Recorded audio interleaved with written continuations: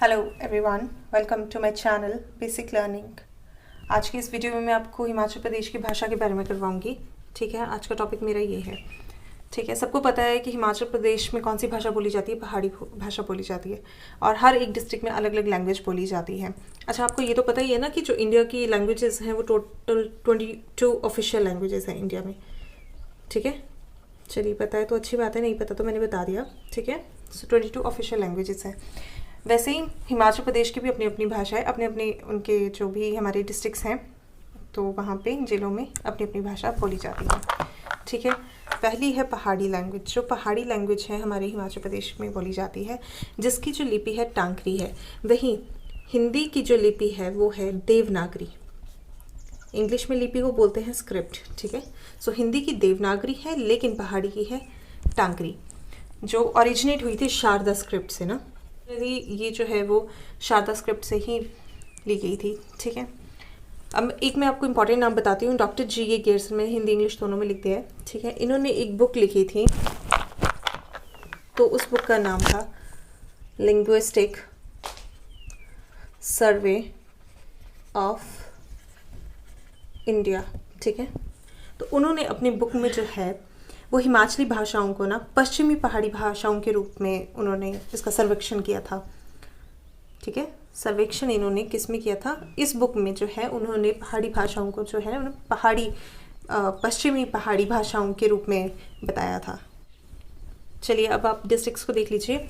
ये है चंबा। चंबा में मुख्यतः रूप से ना चंब्याली बोली जाती है और कांगड़ा में भी मुख्यतः रूप से कांगड़ी बोली जाती है। मैंने आपको हर वीडियो में बताती हूँ और इस वीडियो में भी बता रही हूँ कि हाँ, जो भी कुछ पढ़ना है उसे सीक्वेंस से पढ़ना है। ठीक है, ऐसे नहीं पढ़ना है। तो हमारा सीक्वेंस जो है डिस्ट्रिक्ट्स का वो यही रहता है: चंबा, कांगड़ा, लाहौल स्पीति एंड किन्नौर।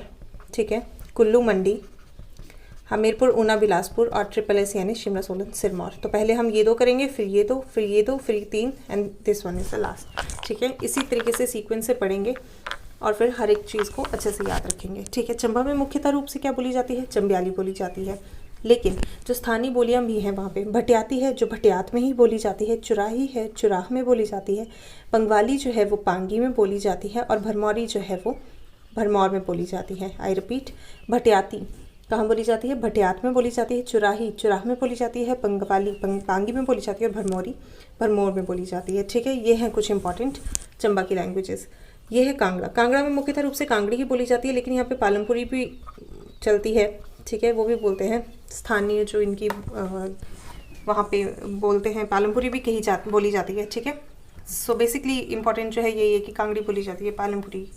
ठीक है, सो ये इंपॉर्टेंट था चंबा डिस्ट्रिक्ट। अगला डिस्ट्रिक्ट देखिए। अगले दो डिस्ट्रिक्ट हैं लाहौल स्पीति एंड किन्नौर। लाहौल स्पीति में मुख्यतः जो है वो तिब्बती बोली जाती है और लाहौल में ये कुछ लैंग्वेजेस बोली जाती हैं। दोनों ही डिस्ट्रिक्ट्स बहुत ही ज़्यादा इम्पॉर्टेंट हैं। ठीक है, एग्ज़ाम पॉइंट ऑफ व्यू से। जो भोटी लैंग्वेज है ना, इसकी एक अलग ही लिपि है, इनकी अपनी एक लिपि है और ये जो है चंद्रा और भागा वैली में बोली जाती है। चंद्रा एंड भागा वैली में बोली जाती है। जहाँ पे एक दूसरी लैंग्वेज है गहरी, वो बोली जाती है किलोंग रीजन में। मंचाटी और चाकसा जो है वो चेनाब और लाहौल में बोली जाती है। ठीक है, और एक है रंगलोई। आई रिपीट, भोटी, गहरी, मंचाटी, चाकसा, रंगलोई। ठीक है, ये सब जो है वो लाहौल में बोली जाती है और स्पीति में मुख्यतः रूप से जो है वो तिब्बती बोली जाती है। ठीक है, नेक्स्ट देखिए किन्नौर। किन्नौर में किन्नौरी बोली जाती है, जिसे आप होमस्कंद भी कहते हैं। किन्नौरी लैंग्वेज को ही होमस्कंद कहा जाता है। ठीक है, नेक्स्ट है संगनूरी, छितकुली, सुनामी और शुमको। वेरी वेरी इंपॉर्टेंट इज शुमको, छितकुली एंड होमस्कंद। ठीक है, सो छितकुली, सुनामी, शुमको, संगनूरी और होमस्कंद जो है वो किन्नौर में बोली जाती है।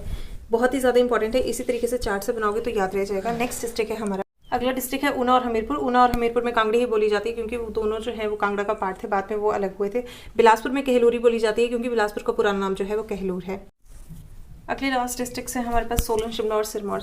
सोलन में महासुबी बोली जाती है और इसकी स्थानीय लैंग्वेजेस ये भी हैं, हंडूरी और भगाटी भी जो यहाँ पे बोली जाती है। शिमला में क्योंथली बोली जाती है और शिमला में ना 2 लैंग्वेजेस और है। ये एक तो है बराड़ी लैंग्वेज और एक है आपकी कोची लैंग्वेज।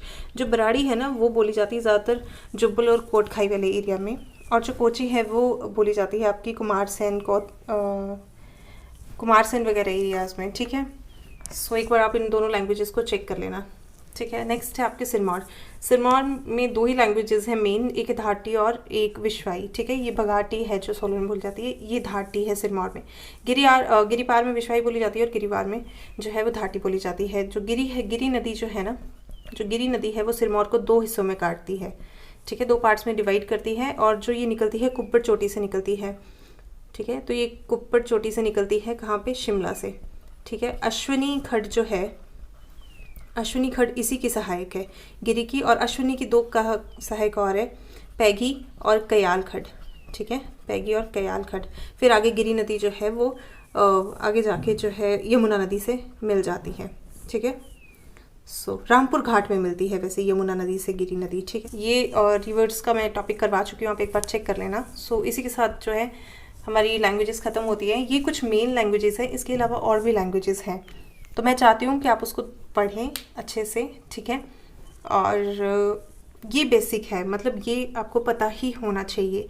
इसके अलावा और भी बहुत कुछ है पढ़ने के लिए लैंग्वेजेस में, तो वो ज़रूर आप देखना, पर ये बेसिक है और ये मतलब पूछे जाते ही हैं, ये रिपीट होने वाले क्वेश्चंस हैं और ये आते ही हैं, और ये हर एक बुक में आपको मिलेंगे, छोटी से छोटी बुक में भी और बड़ी से बड़ी बुक में भी। इसके अलावा और भी हैं, वो आप बुक से एक बार देख लेना, पर बेसिक यही है। ठीक है, so thank you so much. और बाकी इसी तरीके से पढ़ना, इसी तरीके से चार्ट बनाना ज़्यादा इजी लगेगा। ऐसे बुक में टेबल देखोगे तो कंफ्यूज हो जाओगे और नाम भी याद नहीं रहेंगे, तो इसी तरीके से चार्ट बना के पढ़ना। ठीक है, बाकी thank you so much. Do like it, subscribe my channel. Thank you.